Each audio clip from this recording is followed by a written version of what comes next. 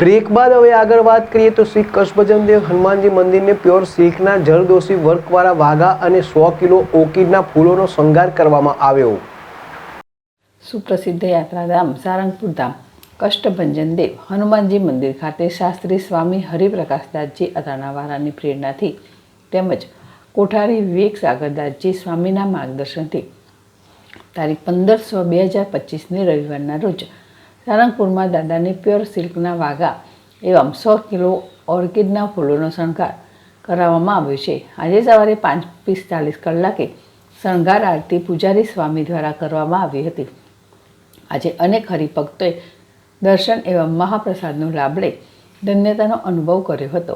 સાથોસાથ મંદિર પરિસરમાં યજ્ઞશાળામાં મારુતિ યજ્ઞનું આયોજન કરવામાં આવ્યું હતું।